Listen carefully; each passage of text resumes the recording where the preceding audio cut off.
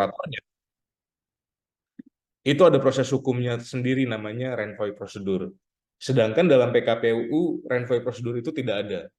Karena proses PKPU begitu cepat, jadi proses itu tidak ada. Yang ada adalah eh, perselisihan itu nanti akan diselesaikan oleh hakim pengawas tanpa melalui adanya persidangan. Kalau di kepailitan, Renvoy prosedur itu kalau ada perselisihan tagihan, itu prosesnya sama seperti persidangan.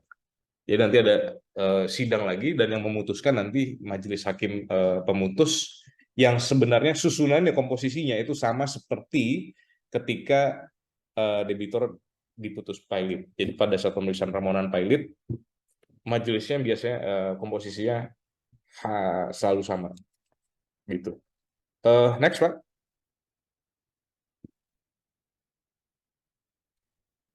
Oke, dalam PKPU ini di kepailitan juga mungkin hampir sama. Setidaknya ada ketika seorang debitor itu dinyatakan berada dalam keadaan pailit atau PKPU, itu paling tidak dalam prosesnya ada setelah dia dinyatakan berada dalam kondisi pailit atau PKPU, paling tidak ada 4 aktor utama dalam proses itu. Nah, aktor utamanya adalah satu si debitor. Debitor ini adalah orang yang dimohonkan PKPU atau pailit, orang yang punya hutang, kasarnya seperti itu ya, orang yang punya utang. Nah, lalu yang kedua ada kreditor.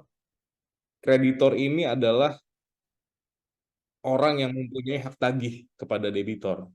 Dia bisa bank, dia bisa customer, dia bisa vendornya, dia bisa juga supplier misalnya. Nah, jadi setiap orang yang mempunyai hak tagih kepada si debitor. Debitor dan kreditor ini sebenarnya kalau saya bilang saya bisa mengklasifikasikan ini sebagai ultimate actors-nya. Jadi dia aktor utamanya. Jadi karena ini sebenarnya masalah hutang piutang, ini sebenarnya berada dalam lingkup domestik antara si debitor dan kreditor. Tapi karena baik itu PKPU maupun pailit, eh, seperti yang saya bilang itu ada aspek-aspek bukan cuma aspek privatnya saja, bukan hanya aspek antara debitor sama kreditor aja, tapi ada dimensi lainnya juga.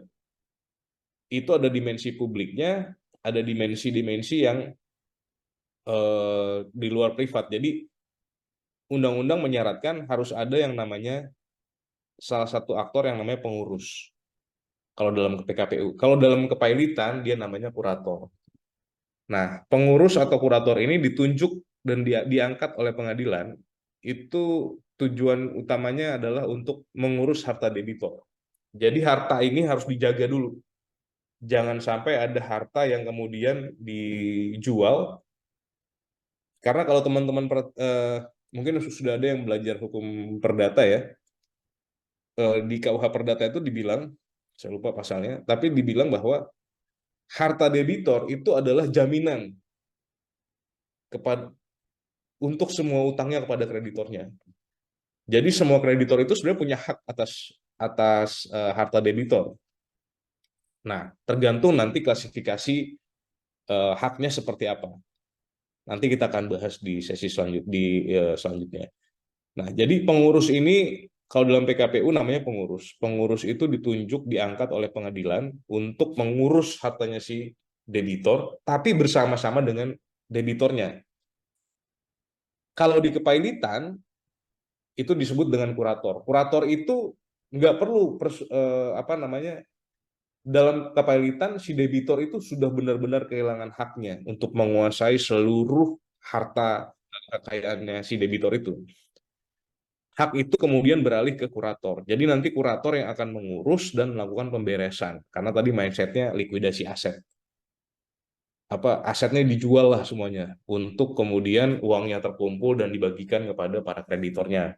Tapi dalam PKPU pengurus itu tidak. Tapi dalam PKPU pengurus itu tugasnya bukan melakukan penjualan. Pengurus itu hanya menjaga, memastikan bahwa seluruh aset ketika berada dalam masa PKPU itu tidak dijual, tidak dialihkan. Apalagi dialihkan dengan cara merugikan kepentingannya kreditor.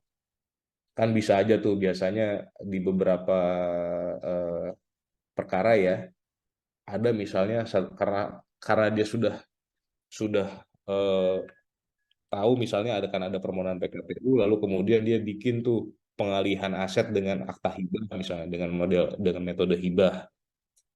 Nah, metode hibah ini kan nggak ada uang masuknya kan ke si debitor nih, ke si penjual nih. Nah, kalau nggak ada uang masuk ya berarti kan nggak ada yang aset yang bisa menjadi jaminannya ke si kreditor itu jadi berkurang nilainya. Nah, kalau nilainya sudah berkurang, maka kreditornya akan merugi, semakin rugi. Nah, oleh karena itu, tugasnya si pengurus adalah memastikan bahwa aset-aset itu tidak ada yang dijual. Tapi bagaimana dengan operasional sebuah perusahaan, misalnya kita bicara konteks perusahaan dulu ya, yang agak gampang. Gimana kalau misalkan PKPU itu kan kewenangannya si debitor, direkturnya itu kan masih ada. Gimana caranya? Nah, seperti yang saya sudah pernah jelaskan juga minggu lalu, jadi konsepnya operasional perusahaan bisa tetap berjalan. Nah, cuma untuk pengeluaran-pengeluaran dana operasional itu harus berdasarkan persetujuan dari si pengurus. Jadi si direkturnya perusahaan yang PKPU ini itu nggak bisa dia apa namanya menjalankan bisnisnya tanpa supervisi lah ya, supervisi dari dan approval dari si pengurusnya. Nah, jadi poin pentingnya si pengurus ini sebenarnya kalau saya boleh bilang dia ini seperti uh, intermediary person ya. Jadi orang yang menjaga adanya status quo gitu dari antara debitor sama kreditor agar setiap perbuatannya debitor itu tidak semakin merugikan dirinya dan berdampak kepada kerugian bagi kreditor. Jadi setelah setelah putusan penundaan kewajiban pembayaran utang diucapkan, maka debitor itu berada dalam keadaan PKPU sementara namanya. Jadi nanti dia akan mengadakan rapat-rapat, sambil mengadakan beberapa agenda-agenda rapat itu, dia juga harus mengadakan yang namanya pendaftaran pencatatan tagihan, pencatatan piutang. Nah, eh, kreditor nanti akan, jadi pengurus nanti akan mengumumkan batas waktu atau batas akhir dari pencatatan tagihan. Jadi nanti si kreditor itu harus mengajukan tagihannya. Dia harus mendaftarkan. Oh, saya punya punya tagihan nih, misalnya PTA, dia bilang, oh saya punya tagihan nih, tagihan sebagai apa jasa ekspedisi misalnya ke si debitor. Nah, dia harus ajukan tuh. Dia daftarkan, dia sampaikan semua bukti-buktinya, dan dia daftarkan ke pengurus, mendaftarkan tagihannya ke pengurus. Nah, di situ nanti pengurus yang akan melakukan verifikasi dan mencocokkannya dengan bukunya si debitor. Nah, proses itu nanti akan diawasi, proses PKPU itu akan diawasi oleh yang namanya hakim pengawas. Hakim pengawas ini kalau dulu di undang-undang yang lama itu disebutnya hakim komisioner.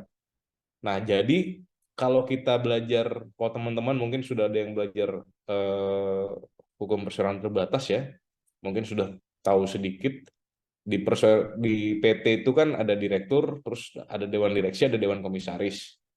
Nah, fungsinya hakim pengawas dan pengurus ini itu kurang lebih ya, itu hampir sama seperti itu. Jadi pengurus itu yang melakukan kegiatannya. Panitia esai itu suaramu. Panitia esai, mohon maaf Pak Mani. Silakan Pak. Jadi pengurus itu hampir sama sebenarnya posisinya seperti direktur. Jadi dia yang melakukan operasional terkait dengan proses, dia yang melakukan proses. Sedangkan hakim pengawas itu modelnya seperti komisaris. Jadi dia mengawasi dan memberikan nasihat. Makanya dulu dibilangnya enggak disebutnya bukan hakim pengawas, tapi disebutnya sebagai hakim komisioner. Karena dia sebenarnya tidak memberikan tidak mengeluarkan putusan sebenarnya dalam proses PKPU ya. Dia tidak mengeluarkan putusan, tidak mengeluarkan penetapan, tapi dia memberikan dia akan menjadi jembatan antara si debitor kreditor pengurus ini dengan si hakim pemutusnya. Jadi hakim pengawas ini benar-benar hakim yang berbeda dengan hakim yang memutus perkara PKPU-nya. Nah, hakim pengawas ini satu ditunjuk oleh pengadilan. Nah, jadi setiap kegiatan, setiap proses yang ada di PKPU itu nanti harus dilaporkan oleh pengurus kepada hakim pengawas. Nah, hakim pengawas harus memberikan rekomendasi terkait dengan kondisi PKPU kepada si hakim pemutus ya, majelis hakim pemutus dalam rapat permusyawaratan hakim. Nah, jadi hakim pengawas ini perannya sangat sangat sentral untuk menentukan apakah misalkan PKPU ini bisa diperpanjang atau tidak, terus kemudian PKPU ini apakah si eh, terkait dengan voting proposal perdamaian juga dia bisa bisa eh, menentukan apakah suatu proposal perdamaian ini cukup terjamin atau tidak. Jadi hakim pengawas itu kalau kita bilang apa ya, dia jadi representasinya pengadilan yang benar-benar dapat menentukan arah apakah nanti si debitor ini bisa pilot atau tidak gitu. Next, berikutnya Pak.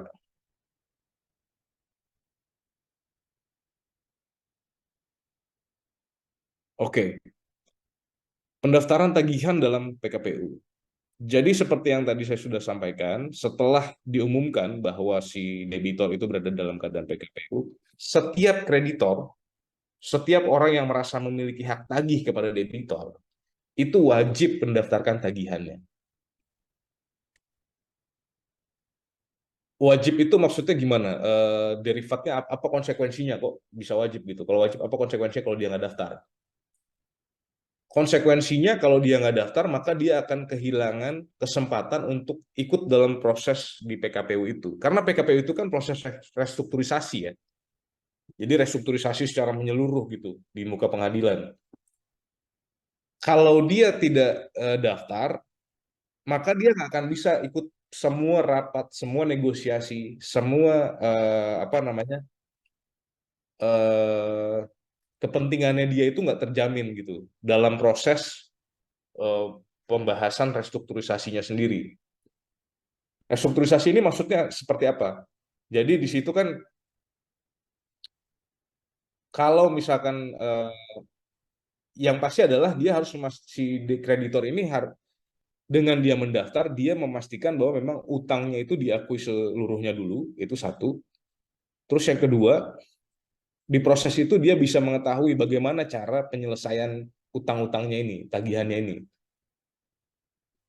Dan dia bisa punya kontrol ya, maksud bukan kontrol. Dia bisa punya eh, role untuk memastikan bahwa memang apa yang ada di proposal perdamaian yang akan diajukan oleh si debitor itu tidak merugikan dia. Poinnya itu karena biasanya dalam praktek itu ada juga ketentuan-ketentuan atau klausul yang bilang bahwa setiap jadi biasanya kreditor yang tidak mendaftar itu akan diperlakukan berbeda. Karena apa? Karena effortnya juga berbeda kan. Karena dia nggak ikut proses gitu. Jadi treatmentnya itu pasti berbeda dan treatmentnya pasti akan lebih apa ya, lebih dalam tanda petik lebih lebih dirugikan nantinya daripada kreditor-kreditor yang sudah ikut dalam mendaftar dan ikut dalam proses PKPU. Bagaimana cara pendaftarannya? Jadi dalam pendaftaran tagihan itu nanti dia harus mengajukan yang namanya dia harus menyerahkan surat-surat tagihan atau bukti-bukti tertulis yang menunjukkan bahwa memang dia memiliki hak tagih. Ya, kalau di pasal 270 PKPU itu dia bilang bahwa dia itu bahkan harus sudah menyebutkan sifat dan jumlah tagihannya berapa gitu. Nah, sifat tagihan ini apa? Apakah konkuren, apakah separatis, ataukah preferen gitu. Nah, jadi memang si kreditor itu ketika dia mendaftar, dia harus sudah tahu dulu apa sebenarnya. Apakah dia separatis, apakah dia konkuren, atau dia preferen. Nanti kita akan bahas mengenai klasifikasi tagihan, jenis-jenis tagihan itu. Setelah dia mendaftarkan tagihan, maka nanti pengurus akan mengeluarkan yang namanya tanda terima. Jadi tanda terima ini dia akan list semua apa saja eh, bukti-bukti tagihan yang disertakan oleh si kreditor. Nah, dia akan list semua, dia akan verifikasi. Jadi ada verifikasi berkas sama ada yang namanya nanti pencocokan dengan catatannya si debitor. Jadi verifikasi pertama ini adalah verifikasi berkas yang di awal ya. Maksudnya ketika dia daftar, semua bukti-bukti itu, bukti asli itu sangat berpengaruh gitu. Jadi dia harus bawa semua. Karena bukti fotokopi itu biasanya dalam praktek akan jadi salah satu kelemahan karena bukti fotokopi harus apa ya, tidak dianggap sebagai suatu bukti akta tertulis yang valid gitu di dalam proses PKPU. Jadi dia harus sertakan semua bukti-buktinya, aslinya ditunjukkan, diverifikasi, dicocokkan, pencocokan berkas, lalu nanti akan ada yang namanya pencocokan tagihan dengan catatan dari si debitor. Nah, berikutnya di tahap yang ketiga ini, semua ketika tadi kan kreditor sudah daftar semua nih, udah masukin tagihan semua, bukti-buktinya sudah masuk semua. Nah, si pengurus itu wajib membuat suatu daftar. Daftar dulu, dibikin daftar. Semua nih kreditor yang mendaftar sekian, jumlah tagihannya sekian. Nah, kreditor ini tagihan-tagihan ini nanti akan dicocokkan dengan catatan atau pembukuannya si debitor. Nah, disinilah tantangannya. Jadi kalau di undang-undang, kalau di ketentuan mengenai perseroan terbatas di Indonesia itu sebenarnya nggak ada sesuatu yang mewajibkan sebuah perseroan ya, perusahaan itu untuk mempublish laporan keuangannya. Nah, bahkan kalau dalam praktek lebih lebih ini lagi, lebih memusingkan lagi, lebih rumit lagi. Karena biasanya debitor itu, perusahaan itu akan punya dua pembukuan tuh. Pembukuan yang versi pajak sama pembukuan yang real. Jadi yang sudah di make up untuk kepentingan pajak dan lain-lain sama pembukuan yang real. Nah, biasanya debitor karena dia berada dalam badan PKPU, dia nggak akan mungkin terbuka terkait dengan pencatatan dan laporannya. Nah, ada juga misalnya tagihan-tagihan yang memang benar-benar tidak tercatat di bukunya debitor. Mungkin karena misalkan karena suatu perusahaan ini operasionalnya sudah sangat luas gitu ya, wilayah operasionalnya, mungkin pencatatan tagihan yang di cabang itu belum dilaporkan ke pusat, misalnya seperti itu. Nah, dalam kondisi seperti itu, kondisi tidak tercatat seperti itu, lalu apa yang harus dilakukan oleh si pengurus? Apakah dia membantah, atau dia membantah sebagian, atau dia mengakui?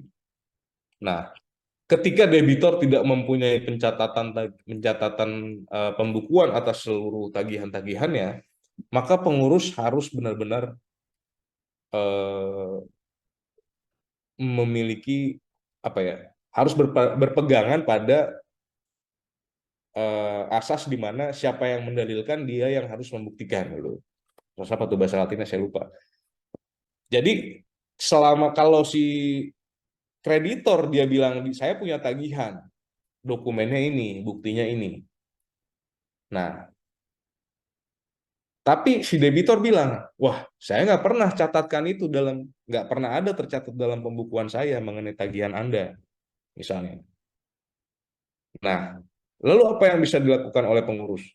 Ya kalau debitor tidak punya itu, mengaku tidak pernah mengakui tagihannya si kreditor, maka dia juga harus membuktikan. Nah, di situ nanti pengurus akan menentukan apakah bukti mana yang benar-benar apa secara secara hukum itu bisa yang benar-benar kuat dan bisa diakui gitu. Jadi biasanya kalau eh, apalagi misalnya suatu perjanjian, sorry, suatu kerjasama itu kan misalnya jual beli, misalnya order barang gitu, itu kan nggak pakai perjanjian ya, biasanya hanya pakai purchase order gitu. Mungkin teman-teman tahu lah ya. Jadi kalau kita pesan barang itu nggak melulu harus ada perjanjian jual beli dan lain-lain dan eh, yang sifatnya administratif tuh kadang-kadang nggak di lapangan nggak ada gitu. Nah, jadi bagaimana kekuatannya misalnya kayak purchase order, apa namanya, terus nota pemesanan, terus udah gitu nota pengiriman misalnya, surat jalan dan lain-lain. Nah, itu juga bisa dijadikan untuk membuktikan bahwa suatu eh, apa memang benar ada hubungan utang piutang misalnya antara si debitur dan kreditor. Nah, jadi eh, adanya hubungan keperdataan itu bukan hanya ditandai dengan adanya kontrak misalnya, nggak selalu itu, nggak melulu seperti itu, tapi dia bisa ada juga tuh surat-surat yang lain yang diakui sama kedudukannya seperti kontrak, seperti purchase order, terus udah gitu nota pemesanan, terus udah gitu ada surat jalan, bahkan ada berita acara tanda terima barang dan lain-lain gitu. Nah, ini nanti akan menentukan di tahapan yang ditentukan di tahapan yang keempat. Jadi pengurus seperti yang saya bilang tadi dia harus membuat suatu daftar piutang. Daftar piutang ini memuat nama, terus domisilinya kreditor, jumlah piutang sama penjelasannya. Nah, penjelasan ini maksudnya apakah eh, jenisnya itu apa gitu? Apakah dia separatis atau dia konkuren atau dia preferen? Nah, itu harus dan dia harus memuat apakah tagihan ini dibantah atau tidak. Jadi nanti sekalipun debitur membantah tagihan itu, tapi selama pengurus merasa eh, dengan melihat bukti-bukti yang diajukan oleh kreditor, misalnya dia bilang bukti-bukti itu bisa apa beralasan untuk diakui, maka dia akan mengakui itu. Jadi eh, proses pengakuan sekalipun debitor membantah adanya utang kepada kreditor, tapi penentuan proses verifikasinya itu ada di si pengurus. Pengurus yang nanti akan menilai, oh bener nggak nih tagihan itu. Nah, biasanya ini dalam praktek saya kasih bocoran ya. Karena pengurus itu fee-nya itu ditentukan dari besar besar apa jumlah keseluruhan utang. Nah, biasanya pengurus akan tampung utang tagihan sebanyak-banyaknya agar fee-nya agak lebih tinggi gitu. Nah, jadi eh, ya itu. Next.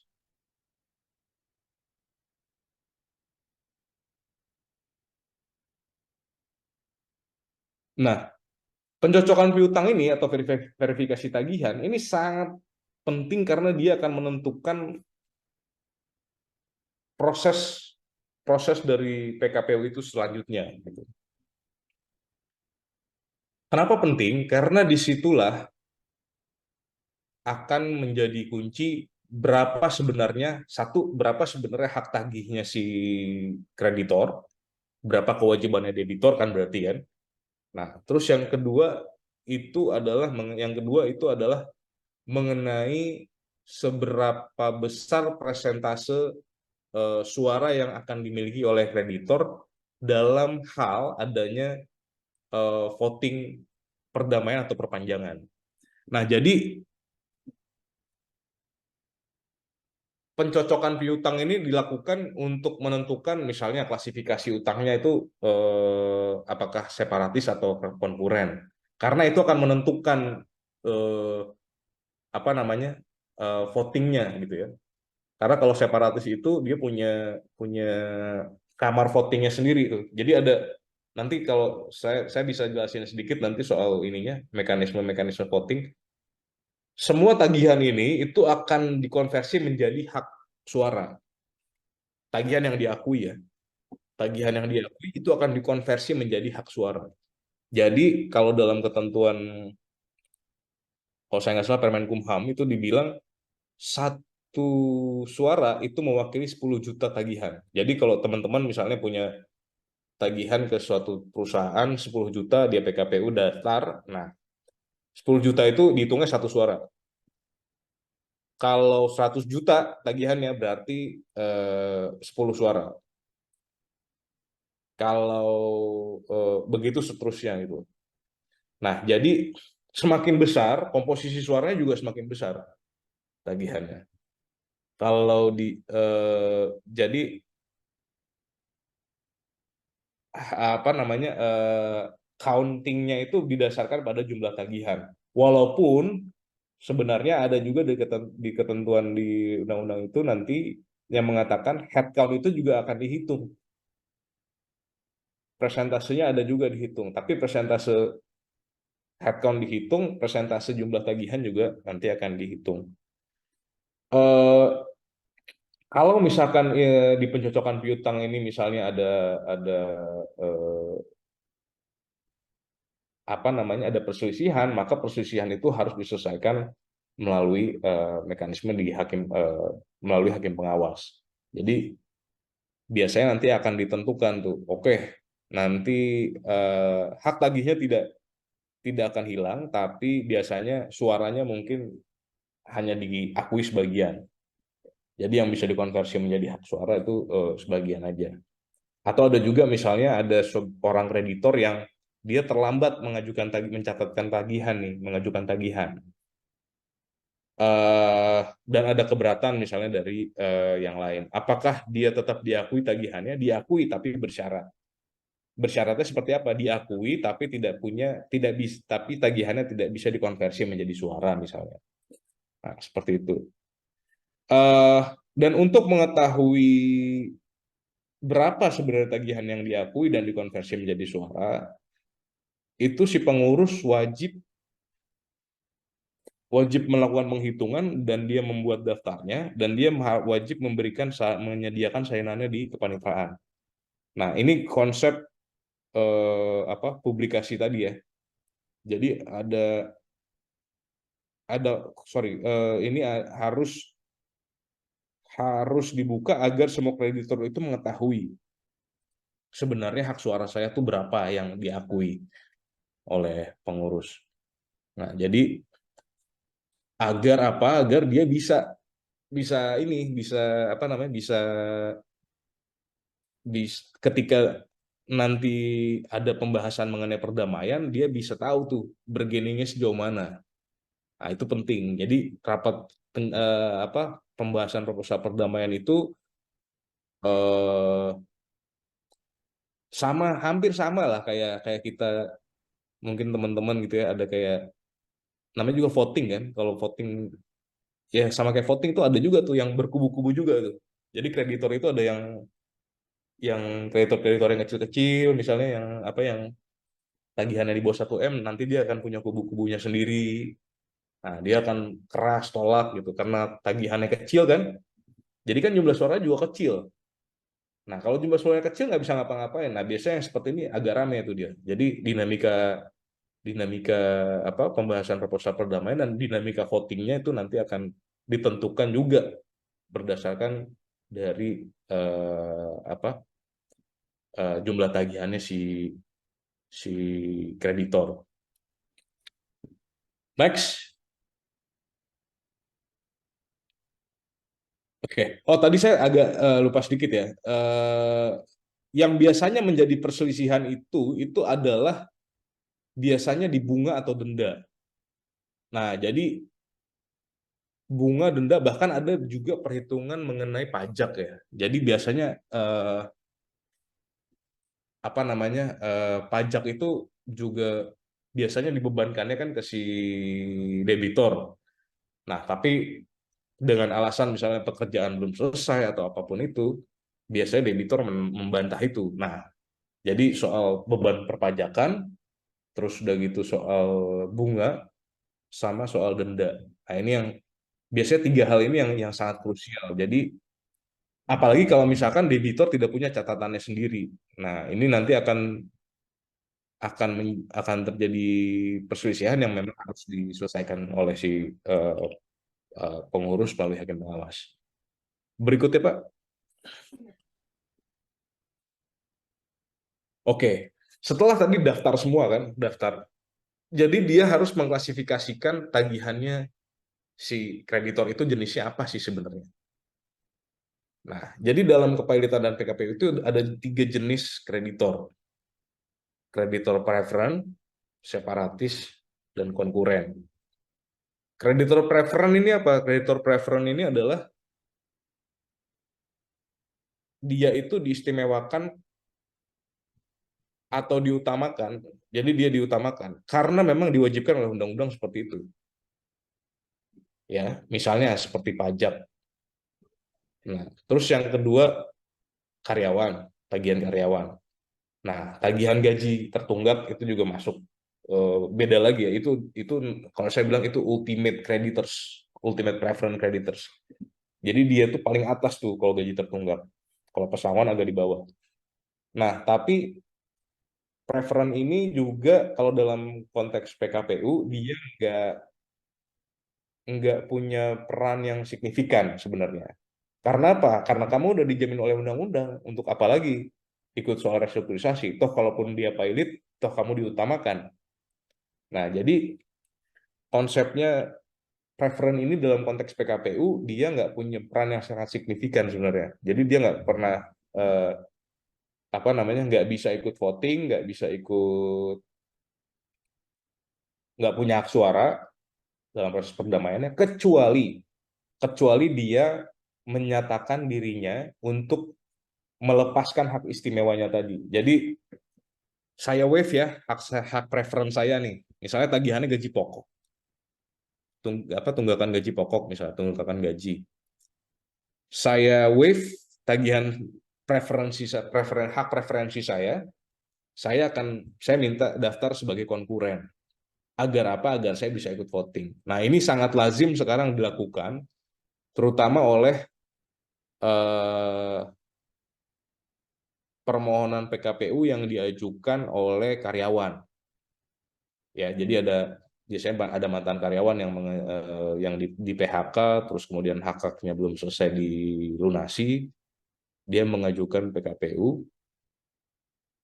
Nah, biasanya yang seperti inilah mereka bilang dia akan waive tuh hak preferennya, dia akan singkirkan hak preferennya agar dia menjadi konkuren, agar dia bisa voting. Nah, kreditor yang kedua itu kreditor separatis. Kreditor separatis itu adalah kreditor yang memiliki yang utangnya itu dijamin dengan jaminan kebendaan.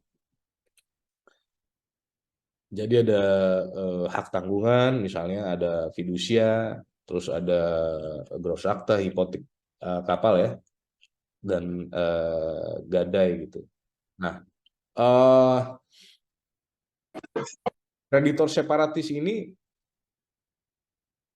mostly itu lembaga keuangan biasanya. Jadi jenis utangnya adalah biasanya utang-utang pinjaman ya, utang kredit ke bank atau ke lembaga keuangan lainnya yang hampir semuanya itu dijamin dengan jaminan kebendaan.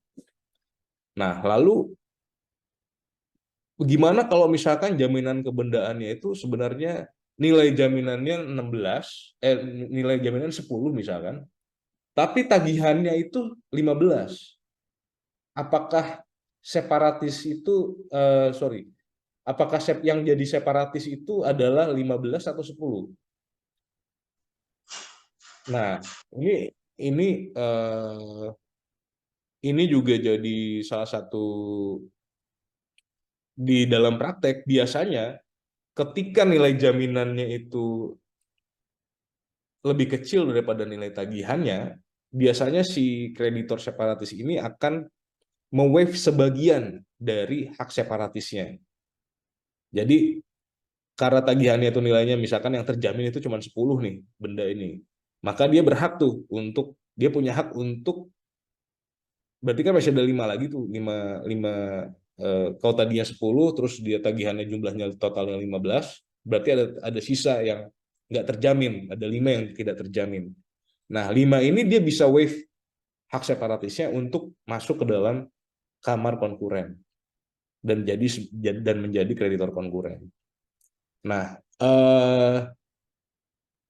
yang seperti ini, eh, kenapa dia dia itu berarti ingin melakukan semacam blocking vote gitu ya, agar dia bisa punya hak voting di kamar separatis dan dia bisa punya hak voting juga di kamar konkuren. Sebenarnya tetap satu kreditor, tapi jenis tagihannya jadi terpecah, jadi dibagi gitu. Jadi dia bisa punya voting itu jadi nggak cuma sekali, tapi 2 kali. Jadi bisa voting di kamar separatis, bisa voting di kamar konkuren. Nah, berikutnya kreditor konkuren. Kreditor konkuren ini adalah kreditor yang tidak didahulukan oleh undang-undang, tidak diistimewakan oleh undang-undang, dan tidak memiliki jaminan kebenaran apapun. Nah, ini derajatnya paling bawah nih.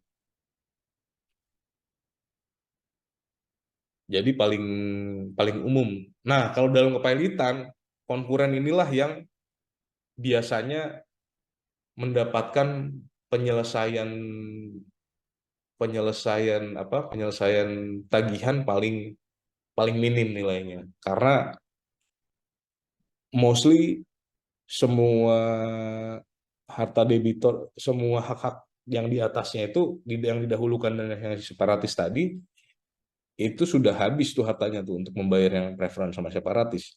Nah, yang dibagikan ke konkuren inilah yang kemudian apa namanya, eh, yang bagian yang biasanya tuh lebih kecil gitu ya daripada yang preferan atau si separatisnya. Konkuren ini sebenarnya kalau dalam PKPU hampir semua kreditor konkuren itu menghindari debitur itu pailit. Jadi mostly semua kreditor konkuren itu pengen ini terrestrukturisasi aja gitu. Kebanyakan seperti itu ya. Karena kalau mereka pailit, pembagiannya paling sedikit dan paling bawah. Karena tidak dijamin dengan apapun. Undang-undang tidak menjamin, tidak menjamin untuk didahulukan. Jaminan kebenaran pun tak ada. Gitu. Nah, jadi dia berada dalam bagian yang paling bawah. Dan eh, sebenarnya ada lagi itu yang lebih bawah lagi ya, namanya kreditor subordinat. Tapi itu hampir tidak pernah ada karena memang tidak pernah diatur secara rigid juga dalam undang-undang apapun. Jadi kreditur subordinat itu adalah biasanya pemegang saham, karena ada utang memegang saham. Pemegang saham memberikan pinjaman baru kepada si debitor misalnya. Nah, ketika PKPU kemudian dia bisa daftar, tapi masuknya bukan sebagai kreditor konkuren, tapi sebagai kreditor subordinat, jadi di bawahnya lagi. Kalau dalam konteks kepailitan, subordinat itu derajatnya udah paling bawah tuh. Jadi semuanya diberesin dulu, baru dia bisa beres. Sama kayak kalau kita likuidasi perusahaan ya, mungkin teman-teman udah ada yang belajar hukum PT juga. Likuidasi perusahaan itu kan kalau dia likuidasi itu semua barang-barang yang dilikuidasi dijual, hasil penjualan itu kan dibagikan dulu tuh buat bayar utang ke kreditor-kreditor kan. Baru nanti kemudian kalau ada sisa dibagi ke semua pemegang saham. Nah, ini konsepnya juga hampir sama. Makanya si pemegang saham kalau misalkan dia punya tagihan atau memberikan pinjaman misalnya ke debitur dan si debitur PKPU, dia adanya di yang paling bawah di kreditor subordinat. Itu juga nggak punya hak suara. Ya, jadi yang punya hak suara itu adalah dari kreditor-kreditor ini, yang punya hak suara itu hanya kreditor separatis dan kreditor konkuren. Karena mereka menjadi bagian dari proses restrukturisasinya sebenarnya. Karena kalau kreditor preferent itu nggak perlu dikasih hak suara lagi. Karena apa? Undang-undang udah jamin. Kalau dia once pilot, kamu pasti yang akan dibayar lebih dulu gitu. Jadi nggak punya hak suara apapun gitu. Berikut.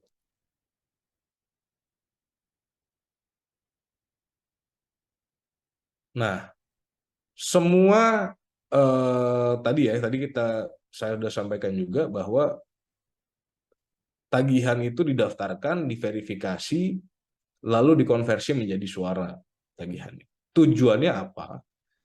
Tujuannya agar dapat kita bisa mengetahui komposisi suara yang bisa digunakan untuk voting dalam rencana perdamaian, proposal perdamaian. Nah, ini secara spesifik di pasal 281 tuh bilang syaratnya adalah persetujuan lebih dari setengah jumlah kreditor konkuren yang haknya diakui sementara atau diakui yang hadir dalam rapat kreditor sebagaimana dimaksud dalam pasal 268. Nah, terus yang bersama-sama mewakili paling sedikit 2/3 bagian dari seluruh tagihan yang diakui atau sementara diakui dari kreditor konkuren. Nah, terus yang keduanya, persetujuan lebih dari setengah jumlah kreditor yang piutangnya dijamin dengan gadai, jaminan fidusia, tanggungan, hipotek, dan hak atas kebendaan lainnya yang hadir dan mewakili paling sedikit 2/3 bagian dari seluruh tagihan dari kreditor tersebut atau kuasa yang hadir dalam rapat tersebut. Nah, jadi voting perdamaian itu hanya bisa dilakukan, maksudnya bisa dianggap disetujui, rencana perdamaiannya bisa diterima, itu kalau setengah jumlah kreditor konkuren yang haknya diakui itu dan dia mewakili paling sedikit 2/3 bagian dari seluruh tagihan. Nah, jadi ini ada headcount-nya. Ada headcount-nya, ada amount apa amount count-nya gitu ya. Jadi persetujuan dari setengah jumlah kreditor yang hadir, jadi setengahnya yang hadir tuh dari misalkan ada 50 kreditor, berarti lebih dari setengah berarti ya 26 lah ya. 26 kreditor konkuren yang hadir itu headcount-nya.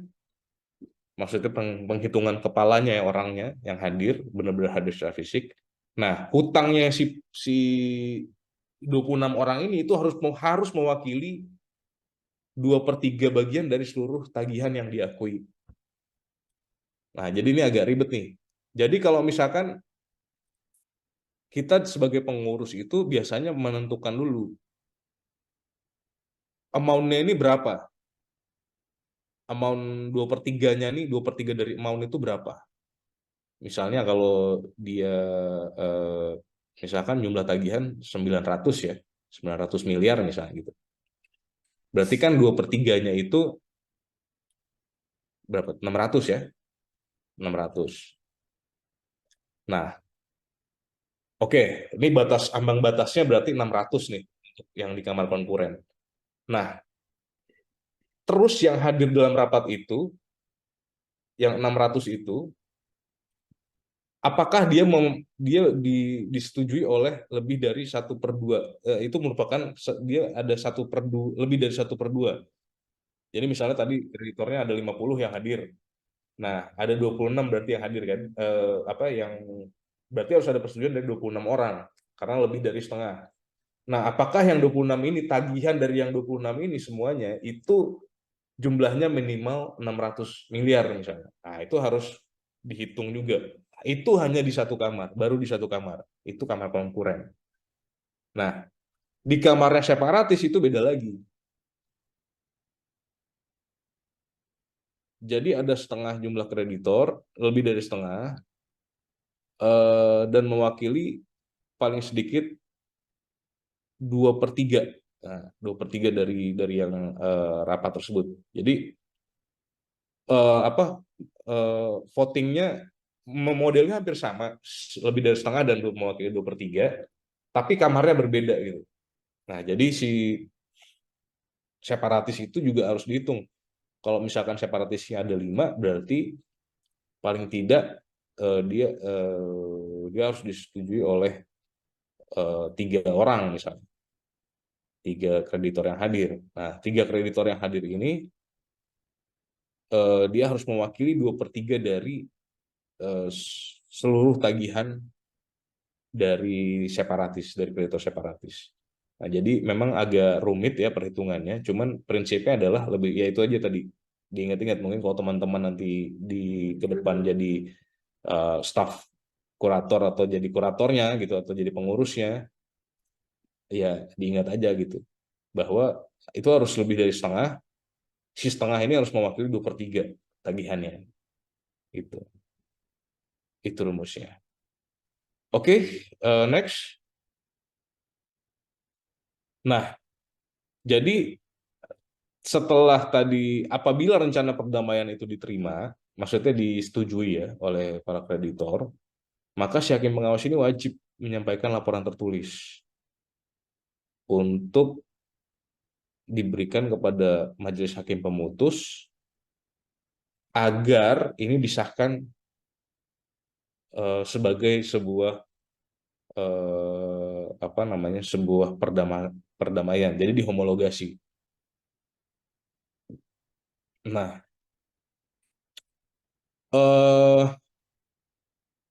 rekomendasi ini juga harus mempertimbangkan beberapa hal. Jadi hakim pengawas itu akan menilai apakah jadi ada beberapa aspek yang akan dinilai pasti. Apakah perdamaian itu didapatkan karena tipu muslihat misalnya, atau ada itikat tidak baik karena misalnya dia menjanjikan sesuatu kepada kreditor atau ada pendahuluan pembayaran misalnya seperti itu ya. Ya istilahnya disuap lah kreditornya gitu. Nah, kalau ada hal yang seperti itu akan jadi pertimbangan juga apakah ini bisa disahkan atau tidak. Terus biasanya yang paling, tapi itu agak sulit ya untuk dideteksi ya. Yang paling memungkinkan itu adalah sejauh mana perdamaian ini terjamin. Apa maksudnya terjamin? Maksudnya terjamin itu misalnya gini, eh dalam proposal perdamaian misalnya dia akan bilang bahwa saya akan bayar, akan mencicil dalam waktu 10 tahun. Sorry, dia akan mencicil dalam waktu 10 tahun dan akan melunasi eh, dia akan mencicil dalam waktu 10 tahun dan akan tapi kalau misalkan di tahun yang ke-10 itu dia tidak bisa lunasi, dia akan spare waktu lagi untuk 10 tahun berikutnya. Nah, itu banyak yang terjadi seperti itu ya di proposal perdamaian. Jadi saya cicil ya 10 tahun, tapi nggak ada ininya nih, nggak ada ketentuannya bahwa 10 tahun itu terminnya berapa aja, kapan aja. Nah, dia cuma bilang 10 tahun aja, tapi nggak bilang misalnya per tahun 1 juta gitu, nggak. Saya akan cicil sama 10 tahun, lalu kalau 10 tahun itu tidak bisa dilunasi, maka saya akan cicil lagi untuk 10 tahun berikutnya. Nah, biasanya perdamaian-perdamaian yang seperti itu nggak cukup terjamin nih. Jadi disitulah biasanya hakim pengawas akan memberikan rekomendasi. Karena kreditor itu biasanya nggak punya kemampuan yang cukup ya. Karena kan nggak semuanya orang hukum, nggak ngerti klausul-klausul dan lain-lain. Jadi ini tahap koreksi ya. Bisa dibilang ini kalau di ilmu perundang-undangan ini namanya constitutional preview lah. Nah, ini juga bagian dari itu. Jadi hakim pengawas itu punya fungsi untuk melakukan bukan kontrak preview. Jadi sebelum dia disahkan, dia harus melakukan preview dulu. Apakah ini sesuai dengan apa namanya? Ya biasanya itu juga nanti si pengurus juga sih yang ngerjain ya. Hakim pengawas cuman lihat aja gitu. Dia cuman menyampaikan aja. Tapi biasanya kita akan preview dulu apakah memang ini sudah cukup terjamin atau enggak. Karena kalau itu tidak terjamin, maka dia nggak akan bisa disahkan oleh majelis hakim memutus. Kalau tidak disahkan, berarti konsekuensinya adalah pilot gitu. Atau misalnya bisa juga karena jenis usahanya sudah sunset misalnya. Atau dia memang sudah nggak beroperasi lagi, ngapain juga dipertahankan, toh operasinya sudah nggak ada, mesin-mesinnya udah nggak ada semua gitu kan.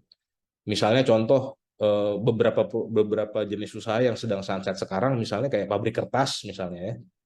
Pabrik kertas semua orang udah beralih ke digital, terus kemudian pabrik kertas jadi nggak terlalu, tidak menjadi pilihan utama lagi.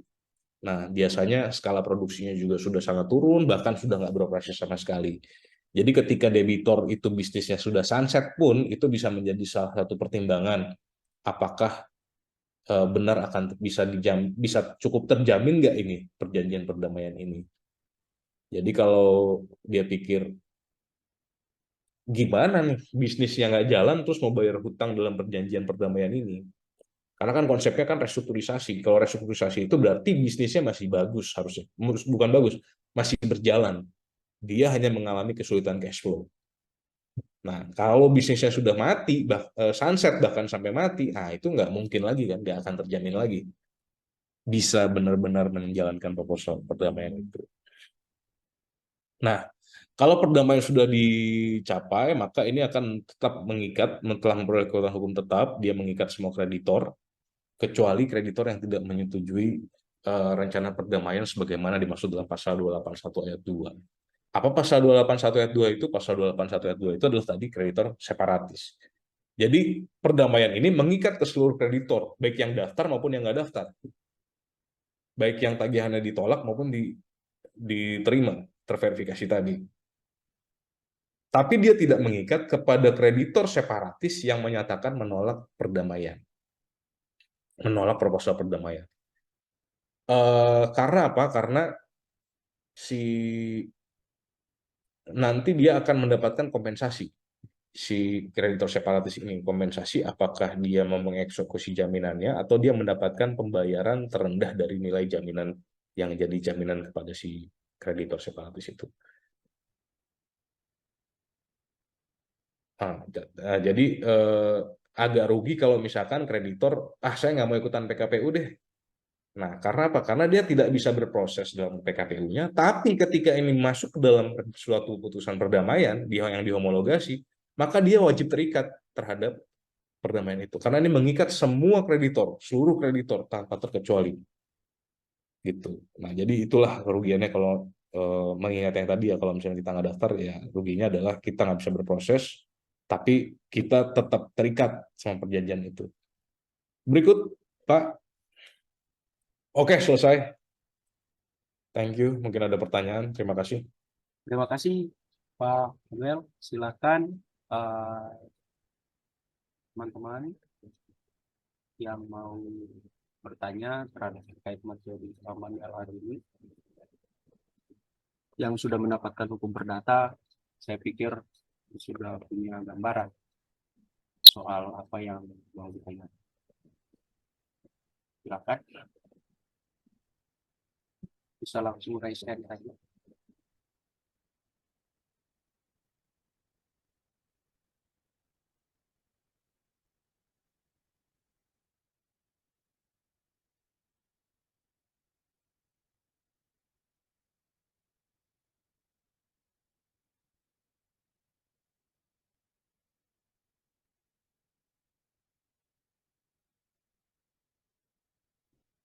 Oh, semua paham soal kepailitan ya?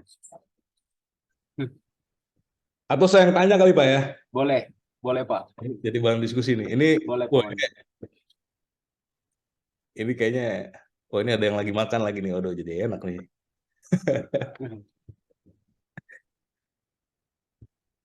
Oke, jadi dari tadi ya, saya kemarin kan mungkin ada beberapa teman-teman juga yang sudah mengikuti soal kepailitan dan PKPU.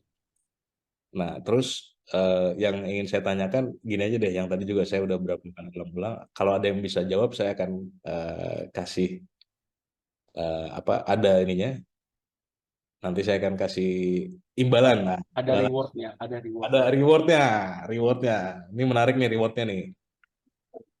Apa bedanya PKPU sama pilot? Itu aja dulu. Apa bedanya PKPU dan pilot? Nah, PKPU dan kepailitan, apa bedanya? Sebutkan Dua aja deh perbedaannya kira-kira. Yang nunduk-nunduk ini lagi buka di HP ya? Lagi googling lah. Polamu itu loh. Enggak, tapi tadi dari penjelasan saya tadi apa tuh? Iya, dari Dari penjelasan Pak penjelasan saya Michael tadi tadi. apa? Ada yang paling signifikan. Apa itu?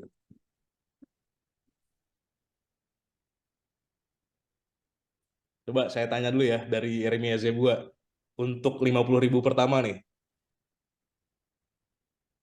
Bisa Oh, nggak? copot, Kalau nggak copot ini, copot, kalau copot, nggak copot. bisa, naik lagi nih.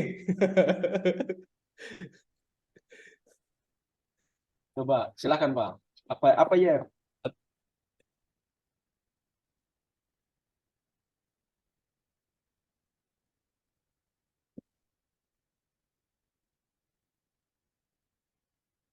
Apa kira-kira prinsip yang membedakan antara kepailitan sama PKPU? Dari penjelasan saya tadi. Jawab aja nih, kita diskusi loh ya. Maksudnya nggak ada ini. Konsekuensinya adalah Ya, tidak dapat uang. kalau kamu menarik jawabannya, kamu dapat hadiah. Kalau enggak ya kamu nggak keluar uang gitu kan. Nggak rugi kan. Hmm.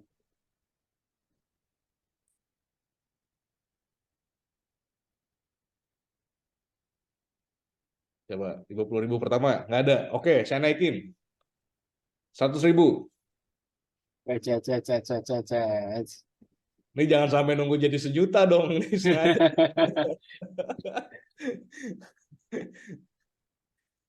100.000. Apa yang paling perbedaan yang paling mendasar antara PKPU dan Pailit?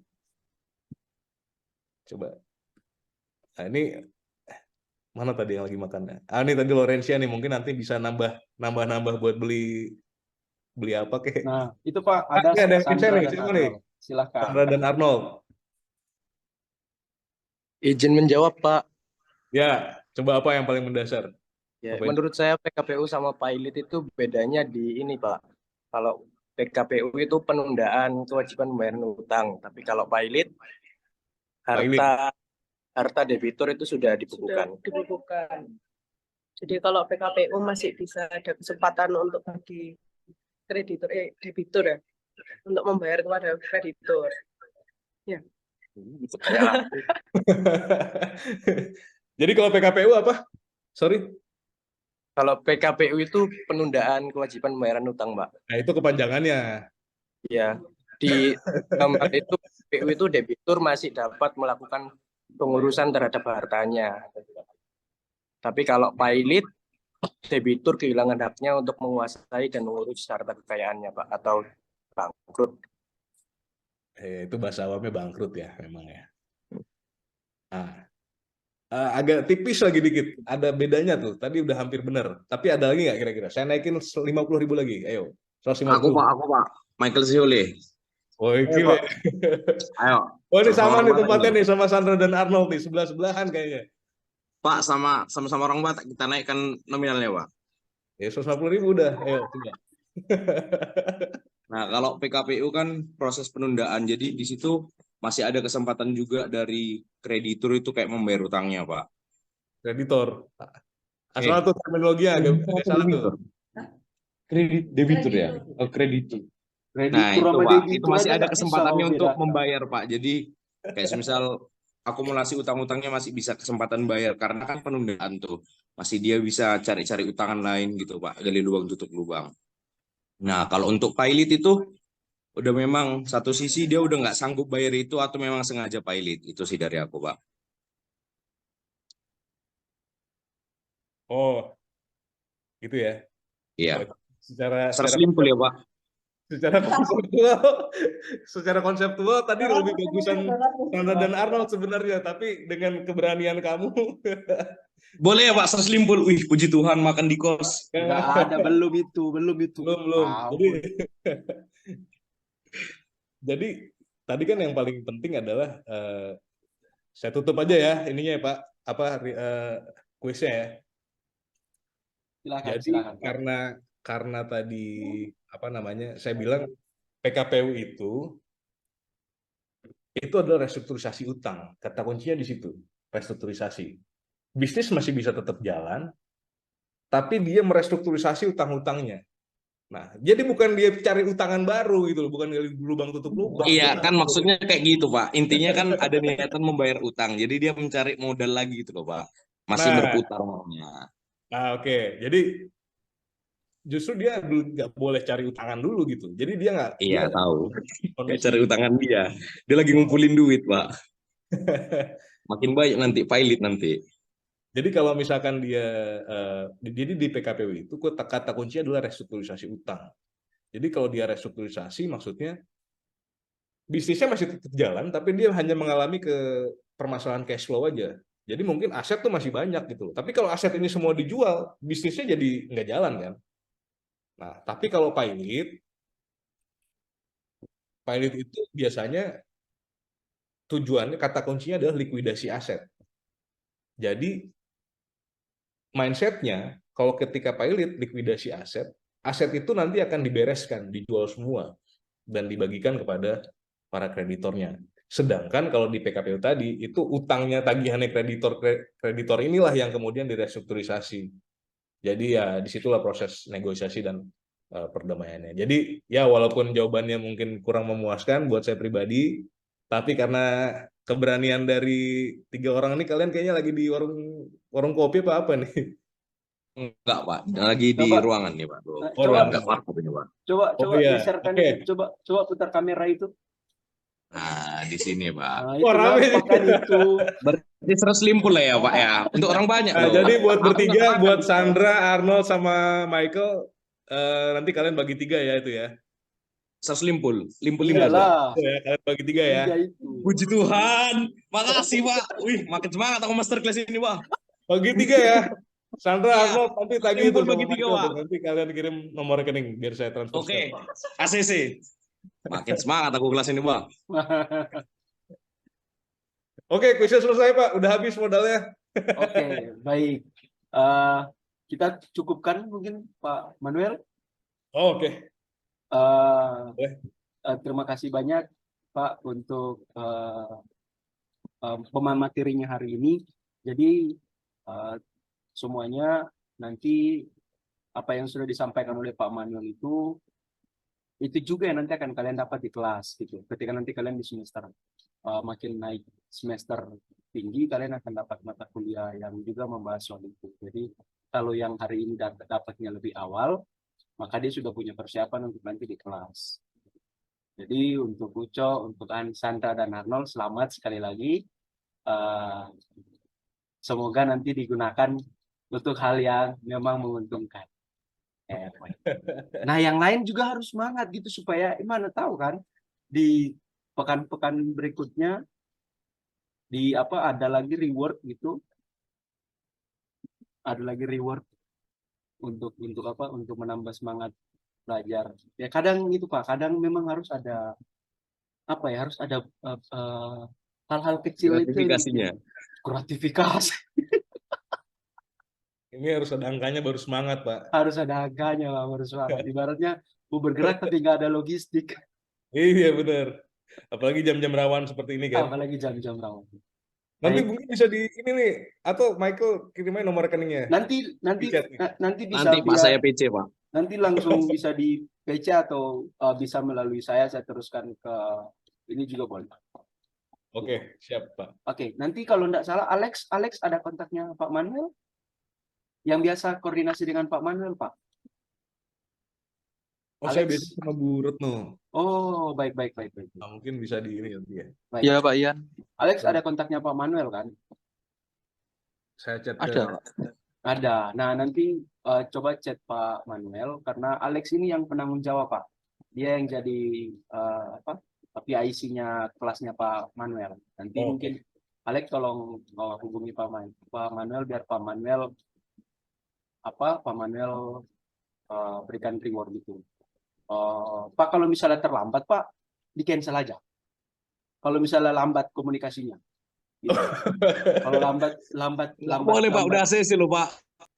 Ya berarti itu tanggung jawabnya Michael Alex sama Sandra untuk mengingatkan harus Alex ya. segera. Ya. Alex harus segera, Alex.